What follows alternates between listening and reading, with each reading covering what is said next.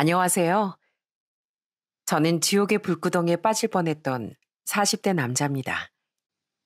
한때 전 사랑하는 사람과의 결혼을 앞두고 꿈과 희망으로 가득 차 있었습니다.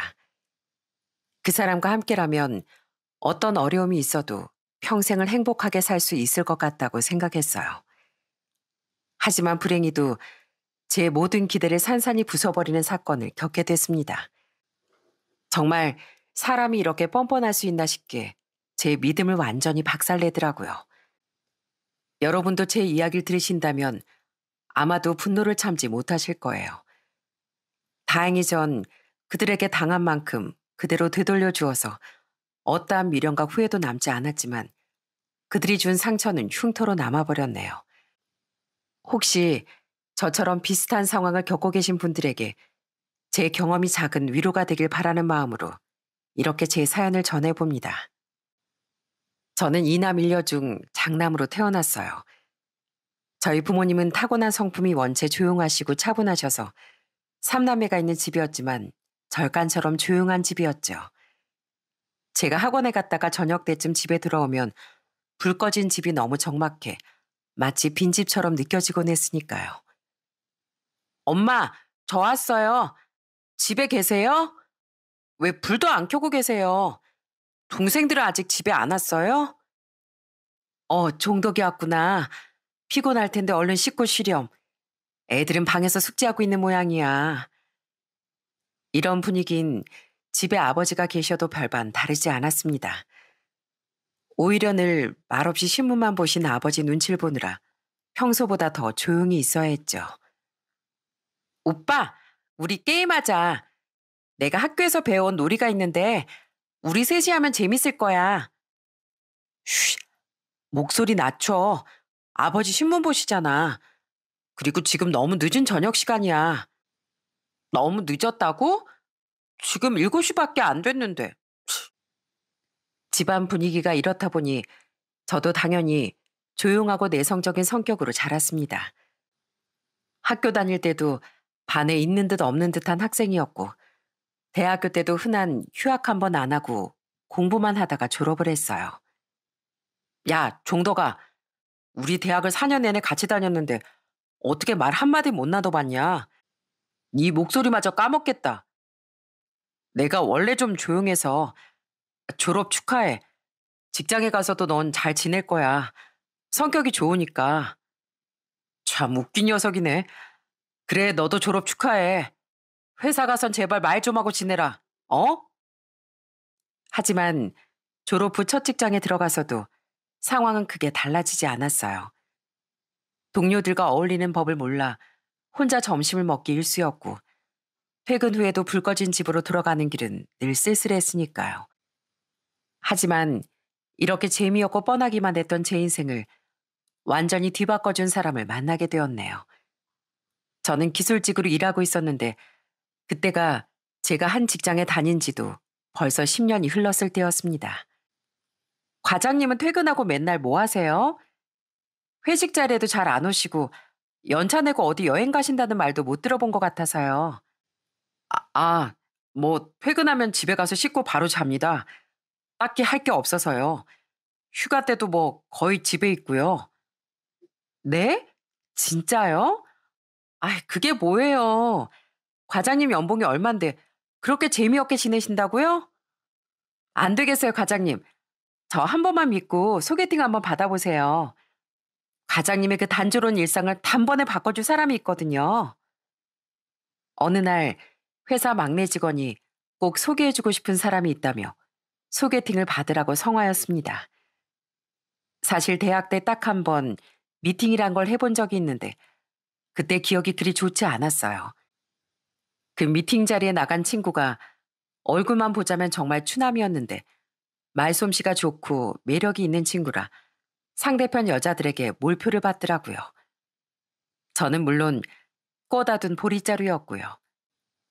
어머, 이 오빠 자세히 보니까 생긴 것도 완전 매력있게 생긴 것 같다. 저요? 감사합니다. 네? 오빠 말고요. 옆에 말 재밌게 하는 오빠요. 가만 보니까 이 오빠 자의식 쩌는 스타일이네. 말 한마디도 안 하고 있었으면서 오빠 매력 있다고 칭찬한 줄 알았어요? 전 순식간에 미팅 자리에서 웃음거리가 되었고 얼굴이 잘 익은 홍당무처럼 벌개졌습니다. 종덕아, 우리 2차 갈 건데 너도 갈 거야? 난 말이지. 에이, 이 오빠가 설마 가겠어요? 1차에서도 재미없게 앉아만 있었는데. 결국 모두 2차를 가는데 저 혼자 집에 쓸쓸히 돌아오고 말았죠. 미팅, 소개팅에 대한 이런 아픈 기억은 저를 더더욱 소심하게 만들었습니다.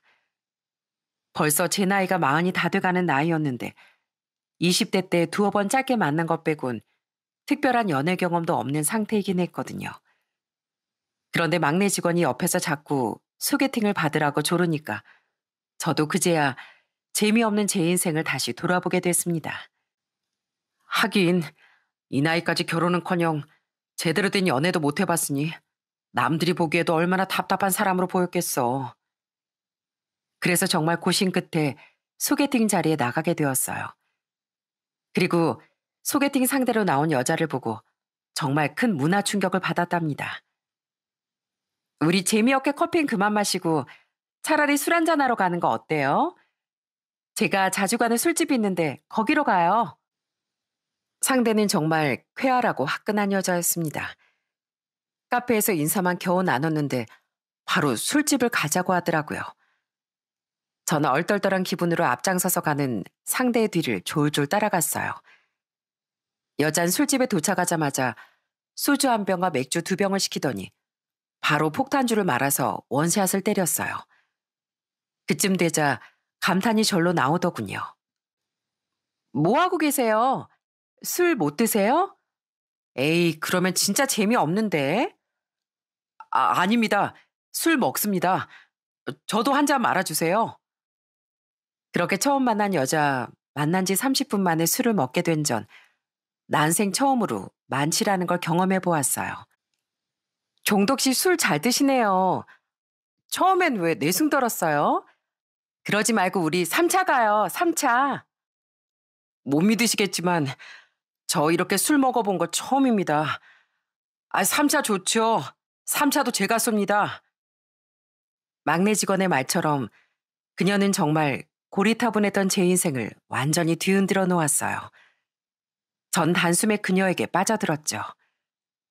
재은 씨는 정말 재밌는 분인 것 같아요. 말씀도 잘하시고 재밌으시고 남들과 대화도 잘하시고요. 오빠, 우리 알게 된 지가 벌써 몇 달째인데 이제 말 좀 편하게 하면 안 돼요? 언제까지 그렇게 존칭할 거예요? 전 그냥 오빠라고 부를게요. 괜찮죠? 그녀는 절 오빠라 부르며 친근하게 대해주었지만 저와 같은 마음일 거라는 자신이 없었습니다. 그래서 고백할 생각도 못하고 계속 그녀 곁을 맴돌고 있었죠. 그러던 어느 날 역시 제 앞에서 폭탄주를 시원하게 말아먹던 그녀가 갑자기 소리쳤습니다. 아우, 답답해.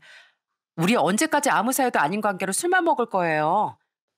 종도 신 저랑 술 친구만 하고 싶은 거예요? 아니요. 아니죠? 그럼 저랑 사겨요. 저 종덕 씨 말고도 친구 많거든요. 그래서 계속 술 친구로 남을 거면 더 이상 만날 필요는 없을 것 같네요. 아닙니다. 아니에요. 저랑 사겨요, 재은 씨.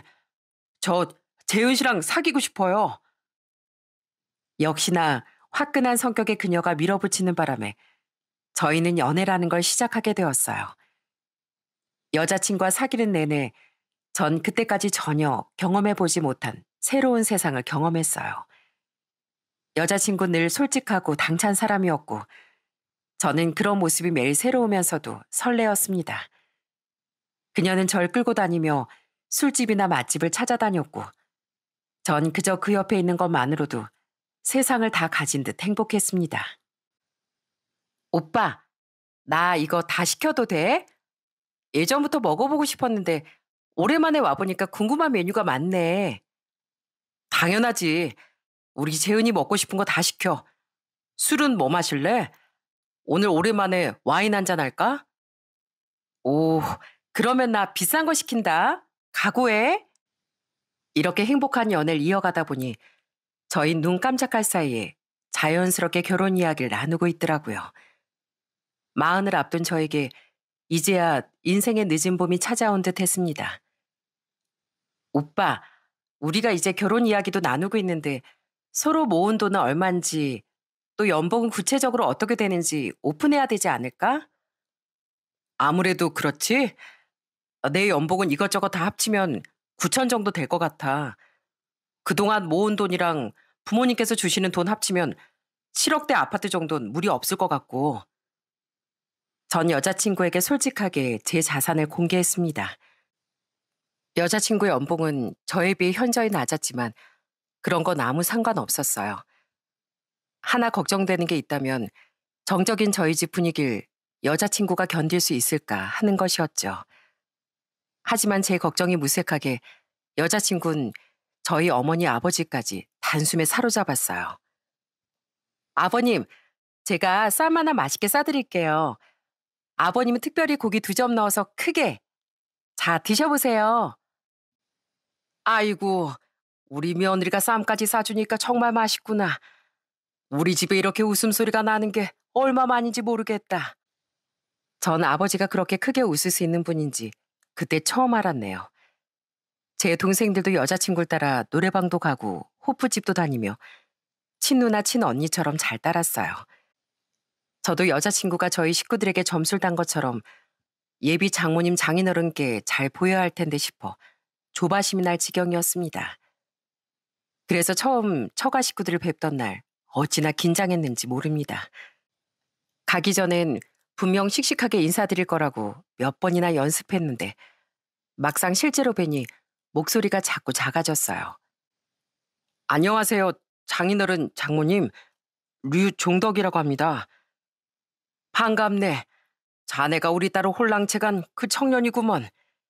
실제로 보고 형편없는 녀석이면 내가 엉덩이라도 차주려고 했지.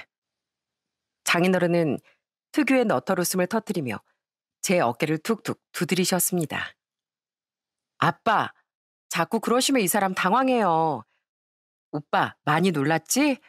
우리 아빠가 농담하신 거야.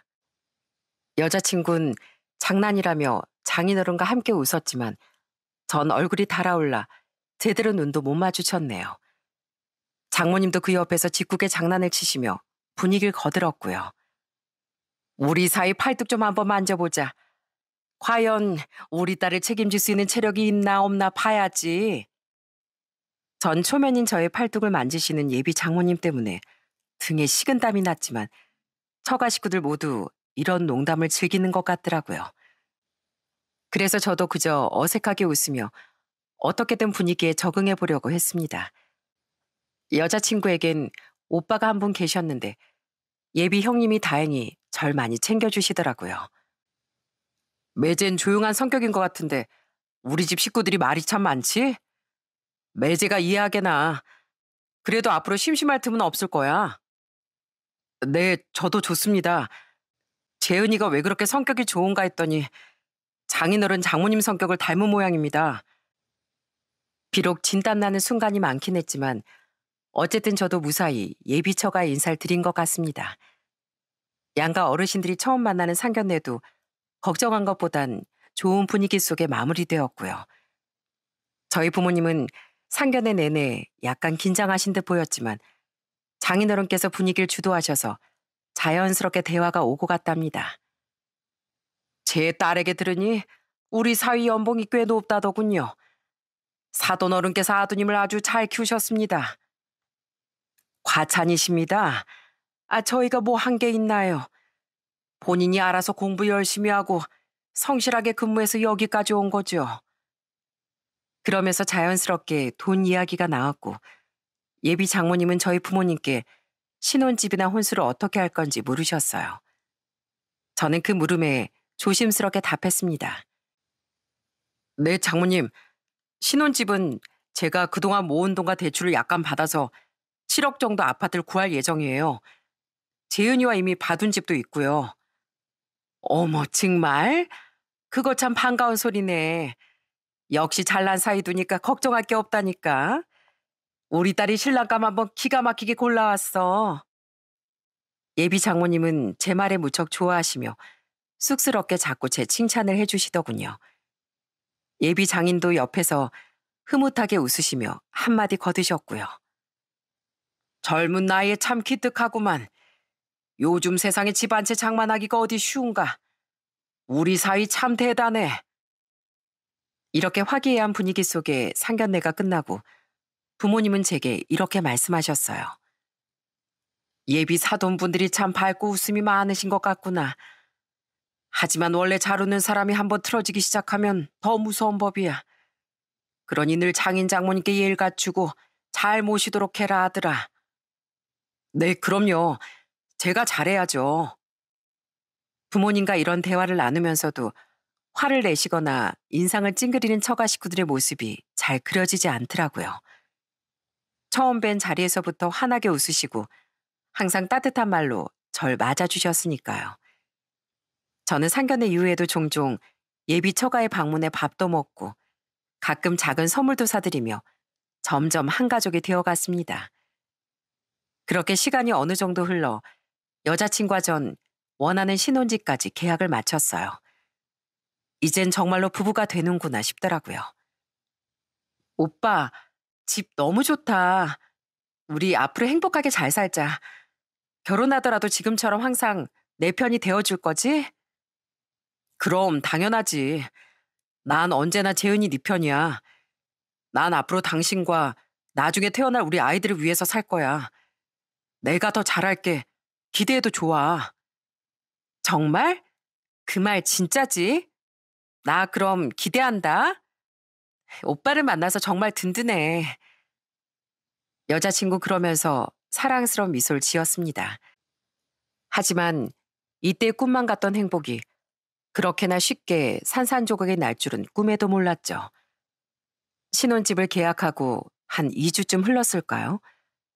그 무렵이 저희 결혼을 한 달 정도 앞두었을 때였어요. 어느 날 예비 장인이 처가로 절 부르시더라고요. 이복의 사위, 많이 바쁜가? 저녁에 집으로 좀 올 수 있겠나? 결혼 앞두고 자네한테 할 얘기도 있고 같이 술이나 한잔 하고 싶어서 말이야. 오늘 저녁에 바로요? 아, 네, 알겠습니다. 장인어른 그럼 이따가 찾아뵙겠습니다. 저는 할 말이 있다던 예비 장인의 말에 퇴근하자마자 여자친구와 예비 처가로 향했어요. 처가에 가보니 식탁이 모자랄 정도로 엄청난 진수성찬이 차려져 있더군요. 장모님, 무슨 음식을 이렇게나 많이 하셨어요? 한우에 갈비찜에 회까지 떠오셨어요? 아유, 차린 것도 없어. 어서 와서 식사하게나. 많이 먹어, 우리 사위. 평소엔 장모님께서 음식하기 힘드시다며 주로 외식을 하거나 배달을 시켜 먹었거든요. 그런데 그날은 잔치상 버금가는 어마어마한 밥상이더라고요. 그것뿐 아니라 형님께선 아끼는 술이라며 고급 술까지 한 병 오픈하셨어요. 매제, 이거 진짜 중요한 순간에 마시려고 아끼고 또 아껴뒀던 술이야. 오늘 같은 날 마시는 게 딱이겠다 싶더라고. 오늘이 대체 무슨 날인가요? 형님, 장모님께서 음식도 이렇게나 정성스럽게 해주시고 제 생일에도 이렇게 대접받아 본 적이 없는 것 같거든요. 아, 일단 자세한 거 묻지 말고 술이나 먼저 한 잔 받게나. 아버지, 술 한 잔 하셔야죠. 장인어른은 기다렸다는 듯 형님께 술을 받으시곤 제 잔에도 술을 가득 채워주시며 호탕하게 웃으셨어요. 그래, 오늘은 말이야. 우리 사이가 진짜 우리 가족이 되는 날 같은 기분이 드는구먼. 자, 한 잔 하세. 그렇게 시작된 술자리는 자정을 넘어서까지 이어졌습니다. 저도 술이 어느 정도 취해서 알딸딸한 기분이었고요. 예비 장인은 연신 술을 드시다 드디어 오늘 저를 부른 이유를 말씀하셨어요. 대체 무슨 말씀을 하시려 그러는지 그제까지 웃고 계시던 장인어른의 표정이 살짝 진지해졌어요. 사위, 내가 오늘 이렇게 자리를 만든 이유가 있다네. 우리 딸 잘 부탁한다고 이미 수십 번도 더 말했지만 오늘은 한 가지만 더 이야기하고 싶어서 말이야. 네, 말씀하십시오, 장인어른. 재은이 걱정이시라면 저도 다시 한번 말씀드리겠습니다. 인생을 살면서 어떠한 일이 있더라도 제 아내가 고생하는 일 없도록 제가 옆에서 꼭 잘 지키겠습니다. 저는 나름 씩씩하게 대답했습니다. 하지만 예비 장인도 형님도 쉽게 본론을 말씀하지 않더라고요. 이 얘긴 아버지가 하시는 게 맞는 것 같네요. 전 말 못하겠어요. 그리고 마침내 예비 장인이 제게 아주 충격적인 이야기를 꺼내시더라고요. 저는 그 이야기를 듣자마자 제 귀를 의심할 정도였어요. 사실 우리한테 빚이 좀 있네. 내가 요즘 무리하게 투자하다가 진 빚이 1억 정도 있고 내 아들도 사업이 어려워서 당장 갚아야 할 돈이 1억 정도 있다네. 자네 연봉이면 2억 정도는 금방 갚지 않겠나. 7억짜리 아파트도 무리 없이 얻을 정도면 말이야. 네? 지금 무슨 말씀을 하시는 건지. 내 말 못 알아듣겠나? 자네가 빚을 좀 갚아줄 수 없겠나? 이렇게 묻고 있지 않나? 나도 이제 은퇴했고 그 빚 못 갚으면 이 집마저 넘어가게 생겼네. 내가 자네를 얼마나 아들같이 생각하는 줄 알지? 그러니 자네가 이번 한 번만 도와주게. 그래, 매제. 내가 요즘 사업이 너무 힘들어서 그래. 나도 자네를 친동생처럼 대하겠네. 그리고 내가 이 은혜는 언젠가 반드시 갚을 거야. 그러니까 아버지 빚이랑 내 빚이랑 해서 2억만 어떻게 안 되겠나? 저는 뻔뻔한 두 사람의 말을 들으며 정말로 기가 막혔습니다. 옆에서 이야기를 듣고 있던 예비 장모는 제 표정이 어두워지는 걸 보고 갑자기 냉장고에서 한우를 더 꺼내왔어요. 사위, 먹고 싶은 거 더 없어? 말만 하게.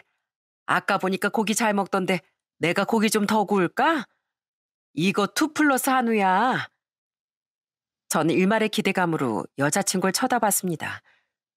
적어도 여자친구는 예비 장인의 무리한 부탁을 막아주겠지 싶었어요. 하지만 이 사람들이 다 한 가족인 이유가 있더라고요. 저는 여자친구의 말을 듣곤 한 대 얻어맞은 듯 입을 떡 벌리고 말았습니다. 오빠 돈 잘 벌잖아. 우리 가족이 이렇게 힘들어하는데 당연히 사이가 도와야지. 안 그래? 오빠가 그랬잖아. 어떤 상황이든 날 최우선으로 생각하겠다고. 우리 아직 젊은데 돈이야 또 벌면 되지. 그냥 딱 1억씩만 도와드리자. 우리 아버지, 우리 오빠도 다시 일어나야지. 그러면서 여자친구는 절 향해 방긋 웃어 보이더라고요. 아주 온 가족이 절 호구로 보는 게 분명했어요. 예비 처가 식구들은 제 대답을 재촉하는 듯 저만 바라보고 있었고요. 저는 뭐라 해야 할지 너무 당황스러워 아무 대답도 하지 못하고 그저 손에 쥔 술잔만 만지작거렸습니다. 하도 어이가 없어서 말이 안 나왔거든요. 집안의 공기는 더더욱 무거워졌고 웃음 많던 예비 장인과 장모도 점점 표정이 굳어갔어요. 전 일단 이 자리를 벗어나야겠다 싶더라고요. 일단 어떤 상황인지는 알겠습니다. 제가 생각을 좀 해볼게요. 저도 쉽게 결정할 액수가 아니어서요. 일단 전 오늘 술을 좀 많이 먹은 것 같아 이만 가보겠습니다. 머리가 좀 아프네요. 자네 벌써 가려고? 왜 더 이따 가지 그러나? 아직 술도 남았는데. 저는 그때 정말 머리가 아파왔습니다. 사실은 처가 식구들 때문에 골치가 아팠던 거죠. 오빠, 마시면 얼마나 마셨다고 벌써 그래. 오빠 잘 먹는 날엔 5병도 넘게 마시잖아. 아니야, 오늘은 컨디션이 좀 그렇네. 그럼 나 먼저 가볼게. 당신은 처가에 더 있다가 와. 알겠어. 그러면 대리 불러서 오빠 먼저 가. 난 하루 자고 갈게.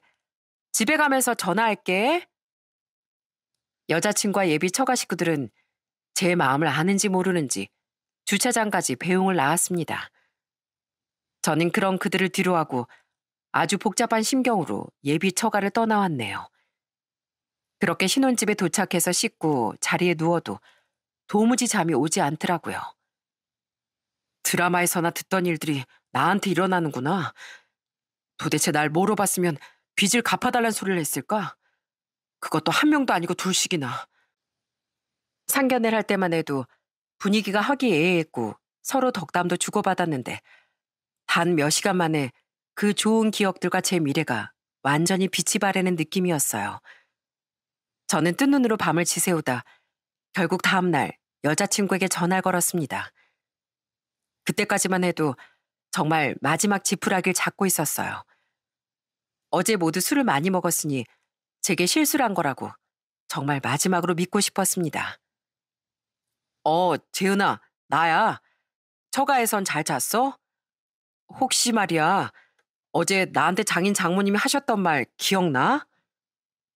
저는 제발 여자친구가 어제 술에 너무 취해 기억이 나지 않는다거나 아니면 그저 말실수였다고 해주길 간절히 바랬습니다. 하지만 여자친구는 정말 기쁜 목소리로 대답하더군요. 그럼 당연히 기억나지. 오빠 가고 나서 우리 부모님이 얼마나 기뻐하셨는지 몰라. 지금도 아침부터 콧노래까지 부르신다니까. 오빠가 우리 가족들 빚 갚아준다고 했잖아. 그냥 처가에 혼수 마련했다고 생각해. 그렇게 생각하면 마음이 좀 더 편하지? 아, 그게 정말 네 생각이야? 당신도 내가 빚을 갚아줬으면 좋겠다고? 왜? 오빠 설마 싫어? 지금 못 해주겠다고 말하는 거야? 아니, 우리가 이제 평생 한 가족인데 그 정도는 갚아줄 수 있는 거 아니야? 오빠 능력에 비하면 얼마 안 되는 돈이잖아. 그렇다면 네 마음 잘 알겠어. 나 이제 출근해야 되니까 전화 끊자. 저는 곧장 전화를 끊어버렸어요. 그리고 그 후로 예비 처가 식구들은 물론이고 여자친구의 전화도 받지 않았어요. 여자친구는 제게 끊임없이 전화라고 메시지를 보내왔더라고요. 오빠, 왜 이래 진짜. 집에 가도 있지도 않고. 이러지 말고 우리 만나서 얘기하자. 설마 우리 집 빚 얘기 때문에 그러는 거면 오빠 진짜 쪼잔한 사람이야. 알어? 다른 남자들은 능력 되면 처가 식구도 집까지 해주던데 당신 진짜 그거밖에 안 되는 사람이었어? 저는 여자친구의 문자 메시지를 보고 머릿속에 어떤 선 하나가 뚝 끊어지는 느낌이었어요. 제가 아무리 말수가 적고 소심한 사람이라도 마냥 바보는 아니었거든요. 전 그 길로 서류 하나를 준비해 예비 처가에 등기로 보내버렸습니다. 그리고 예비 장인에게 전화를 걸었어요. 장인은 기다렸다는 듯 제 전화를 받더라고요. 자네. 요즘 왜 이렇게 연락이 안 되나? 일전에 내가 부탁한 거 빨리 해결해야지. 나나 우리 아들이나 사정이 급해. 예. 그거 해결해야죠. 아버님 제가 처가로 등기 하나 보냈거든요. 그거 보시고 저한테 다시 연락 주십시오. 집에 뭘 보냈다고? 자네도 참, 무슨 선물까지 보내고 그래. 내가 고맙게 받겠네. 내가 자네처럼 착한 사인 본 적이 없다니까. 저는 예비장인의 그 말이 꼭 자네처럼 호구는 본 적이 없다라고 들리더라고요. 그리고 그 다음날 등기를 확인한 처가는 아주 쑥대밭이 되고 말았습니다. 왜냐면 제가 아주 친절하게도 여자친구와 제가 파혼해야 하는 이유 5가지를 적어서 파혼장을 만들어 보냈거든요. 제가 보낸 파혼장의 내용은 이러했습니다. 파혼장, 예비 처가 귀하. 류덕정 본인은 이지연 씨와의 결혼을 무효화하고 파혼할 것을 알립니다. 사유는 아래와 같습니다. 첫째, 저는 ATM 기계가 아닙니다. 처가에서 가진 술자리를 통해 전 당신들의 본심을 깨달았습니다. 절 사이라 부르며 웃고 있었지만 당신들 눈엔 제가 그저 누르면 돈이 나오는 ATM으로 보이는 모양이더군요. 전 은행도 아니고 공짜 돈주머니도 더더욱 아닙니다. 둘째, 사람보다 돈이 먼저인 집안은 정중히 사양합니다. 결혼도 하기 전에 2억씩이나 요구하는 걸 보니 절 보며 호구다라고 하시는 목소리가 들리는 듯합니다. 제 연봉이 얼마가 됐건 그건 모두 제가 피땀 흘려 번 돈이에요. 제 노력에 무임승차하실 생각이라면 정중하게 사양합니다. 셋째, 남자가 쪼잔하다. 그것밖에 안 되냐는 말은 인격 모독입니다. 절 향해 쪼잔하다, 그릇이 작다 하시니 말씀드리는데 진짜 쪼잔한 사람은 돈을 빌려달라고 떼쓰는 쪽입니다. 그리고 넷째, 진심이 없는 웃음과 가면 속의 진실을 깨달았습니다. 처음엔 참 따뜻한 가족인 줄 알았어요. 그런데 이젠 빚을 갚으려고 연기하고 있다는 생각밖에 안 드네요. 제가 이렇게까지 의심하게 된 건 모두 당신들이 진실하지 않고 절 등쳐먹을 생각만 하고 있어서입니다. 저는 당신들의 그 유치한 각본에 놀아나지 않겠습니다. 5번째, 도저히 미래를 함께할 수 없는 가치관 차이. 전 언제나 서로를 아끼고 함께 웃는 가정을 꿈꿨습니다. 그런 가정을 위해서라면 저 하나쯤은 희생할 각오도 돼 있었고요. 하지만 당신들은 사위의 돈으로 빚을 청산하는 꿈을 꾸셨군요. 서로 가치관이 이렇게 다른데 결혼은 힘들겠네요. 이상의 이유로 본인은 파혼을 선언합니다. 전 예비사위 올림. 여자친구도 이 파혼장을 읽었는지 제게 전화해서는 소리소리를 지르기 시작하더라고요. 내가 너 쪼잔한 건 알았지만 이 정도일 줄은 몰랐다. 아주 정성도 대단하네. 겨우 이런 일로 결혼을 업자는 말이야 지금? 그래, 아주 정확히 내 의도를 파악했네. 내가 만약 그날 그 술자리에 가지 않았으면 내가 어떤 취급을 받으며 살았을지 암담하다, 암담해. 평생 호구 잡혀서 너희 식구들이 사고 치는 거 수습이나 하고 있었겠지? 오히려 그때 그 자리에 날 부른 걸 고맙게 생각해야 하나? 오빠, 진정 좀 해봐. 무슨 말을 그렇게 해? 우리 딱 이번 한 번만 부탁하려고 했어. 이번만 도와주면 2번 다시 이런 일 없을 거라고. 내가 약속할게. 그러니까 나 딱 한 번만 믿어주면 안 돼? 아니, 너희 가족 중에 날 제일 무시한 건 바로 너야. 내 돈을 우습게 생각한 건 너라고. 내가 지금 이 자리까지 올라오려고 얼마나 노력한 줄 알아? 남들 여행 가고 술 마시고 골프 칠 때 난 새님이란 소리까지 들으면서 일만 하고 열심히 돈을 모은 거야. 넌 그런 내 노력과 시간을 무시했고. 근데 뭐? 2억을 달라고? 나한테 쉬운 돈 아니냐고? 어떻게 그런 말을 해? 제가 이토록 단호하게 나오자 여자친구는 태도를 바꿔 제게 불쌍한 척 매달리기 시작했습니다. 오빠, 내 말은 그게 아니라 오빠가 그만큼 능력 있다는 말이었어. 나 오빠 없이 못 살아. 내가 어떻게 오빠 같은 사람을 또 만나겠어. 나 불쌍하지도 않아? 이대로 파혼녀 딱지 달고 살라고? 됐고, 다른 남자 알아봐. 이미 버스는 떠났으니까. 너 같은 여잔 이제 나한테 필요 없어. 저는 그 말을 끝으로 전화를 끊어버렸습니다. 그러자 여자친구는 제게 구구절절 반성문을 적어보냈어요. 오빠, 우리 집 빚은 안 갚아줘도 돼. 그냥 해본 말이었어. 오빠가 원하면 우리 가족들도 안 보고 살게. 난 우리 부모님이 하도 부탁하셔서 그 말 전달한 잘못밖에 없다고. 이에 질세라 예비 장인 장모도 말을 교묘하게 바꿔가며 제 마음을 돌리려고 했습니다. 사위, 왜 그렇게 차갑게 굴어? 그러면 알겠네. 1억씩 말고 5천만 원씩만 갚아주게. 그럼 둘이 합쳐서 1억이니까 그 정도는 괜찮지? 설마 5천도 힘들어? 그러면 3천씩이라도 어떻게 안 되겠나? 여러분이 듣기에도 정말 지긋지긋한 사람들이죠. 저는 결국 그 인간들의 모든 연락처를 차단해버렸습니다. 그렇게 늦봄인 줄 알았던 제 결혼은 결국 파혼으로 끝이 나고 말았어요. 저는 이 모든 일을 부모님께 어떻게 말씀드려야 하나 고민이 많았습니다. 매일같이 부모님께 연락을 드리던 여자친구가 소식이 없자 부모님도 무슨 문제가 있다고 예상하신 모양이었어요. 종덕아, 너희 요즘 잘 지내는 거니? 집 계약한 지도 얼마 안 됐는데 결혼이 어떻게 진행되고 있다는 소식이 없는 것 같구나. 혹시 무슨 일 있는 거야? 어머니, 사실 말씀 못 드린 게 있어요. 저 파혼하려고요. 아니, 파혼할 겁니다. 뭐? 파혼? 그게 무슨 말이야? 알아듣게 얘기 좀 해봐. 저는 부모님께 두 얼굴의 예비 처가에 대해 모조리 말씀드렸어요. 부모님은 누구처럼 호들갑을 떨지도 그렇다고 절 나무라지도 않으셨죠. 그 사람들이 그런 인간들인 줄 정말 몰랐다. 아주 파렴치한 인간들이네. 그래도 우리 아들이 단호하게 잘 대처한 것 같아 다행이구나. 혼자서 마음고생이 얼마나 심했을까. 앞으로도 그런 일 있으면 혼자 끙끙 앓지 말고 언제든지 우리한테 털어놔. 미리 말씀 못 드려서 죄송해요. 사실 마음의 상처가 너무 컸어요. 제 나이가 이제 40인데 이런 일을 겪고 누굴 믿고 살아야 하나 싶었어요. 어머닌 제 깊은 한숨을 묵묵히 들으시더니 그저 집으로 와서 밥이나 먹자고 하셨습니다.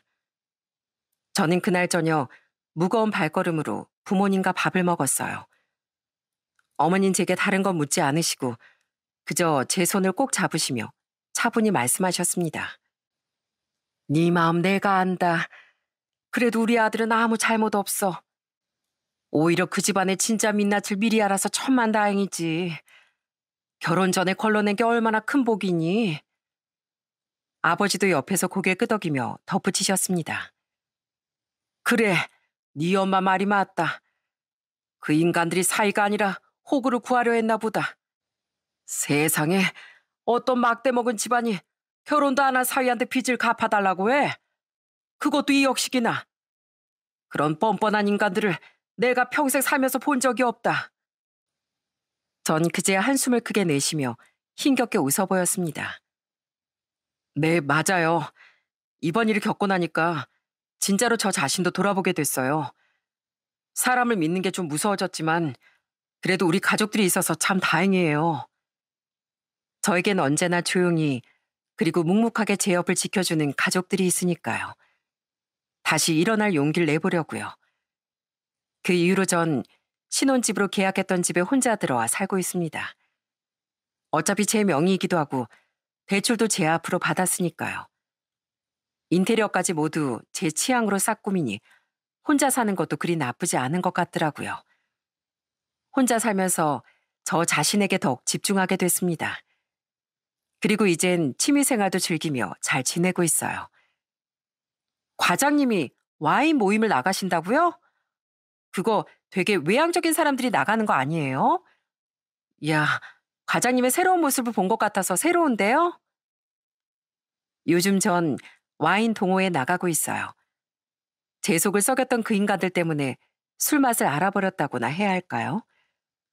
밖으로 나가면 이렇게 재밌고 새로운 세계가 열려 있는데 그동안 너무 소심하게만 살아왔던 것 같습니다.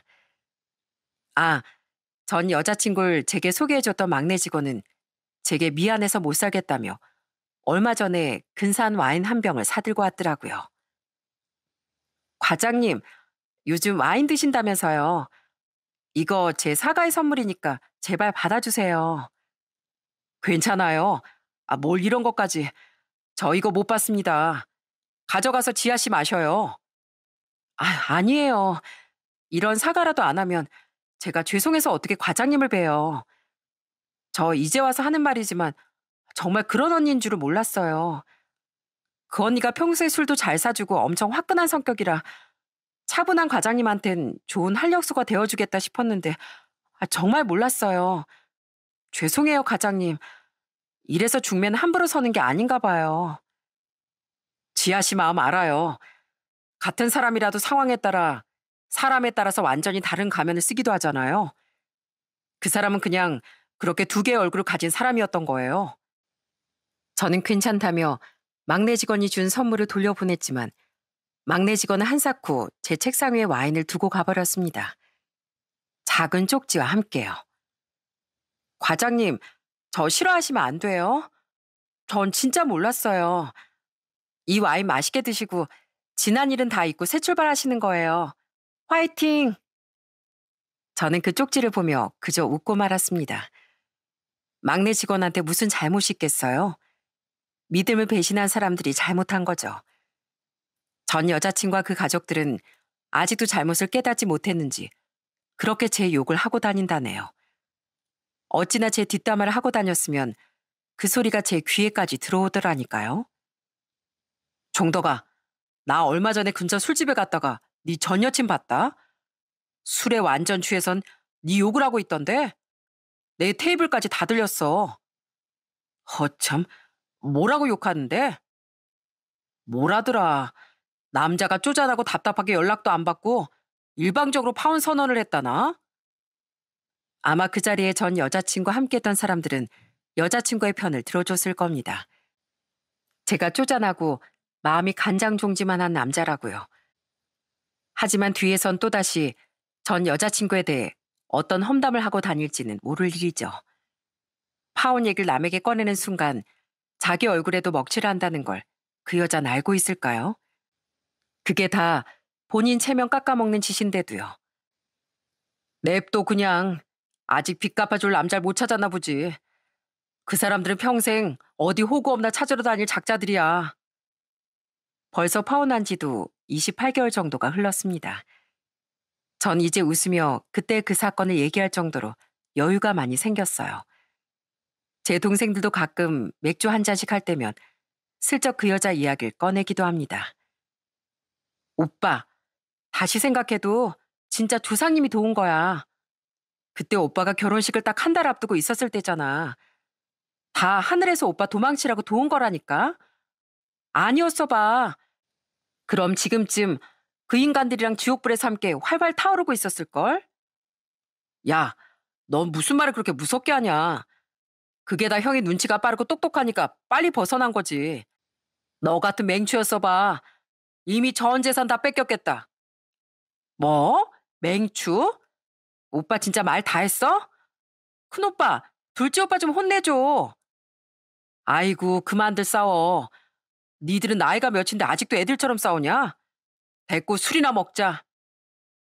그 사람들은 이미 좋은 안주거리가 된 것 같습니다. 제가 이렇게 사연을 보내게 된 이유도 아마 상처가 어느 정도 나아서이지 않을까요? 제 사연을 들으시는 분 중에 예비 사이나 예비 며느리를 두고 계신 분들도 많을 줄 압니다. 또 예비 처가나 예비 시댁 때문에 고민 중인 분들도 계실 거고요. 제가 말씀드리고 싶은 건 세상의 사랑만으로 결혼하는 사람들도 있겠지만 물질적인 목적 때문에 나쁜 의도를 가지고 접근하는 사람들도 너무 많다는 겁니다. 여러분들이 판단하시기에 아무리 웃는 얼굴로 다가온다고 해도 돈을 요구하는 경우가 있다면 빠른 시일 안에 그 관계를 정리하시기 바랍니다. 그것이 스스로의 미래와 마음을 지키는 길이니까요. 아들, 엄만 그래도 우리 아들이 너무 불신에 사로잡혀서 살지는 않았으면 좋겠어. 세상엔 선하고 좋은 사람들도 분명 많으니까. 어머니, 걱정 마세요. 저는 남을 불신하기보다 제 마음을 제일 먼저 살피는 방법을 깨우친 거예요. 저도 세상에 좋은 사람이 더 많을 거라고 믿어요. 요즘 제 부모님은 제가 혹여나 너무 배타적으로 사는 건 아닌지 걱정이 많으신 것 같아요. 하지만 전 오히려 제 마음이 건강해졌다고 생각합니다. 과장님, 요즘 휴가도 잘 쓰시고 어디 좋은 데 놀러 가시나 봐요? 혹시 새로운 분 생기신 거예요?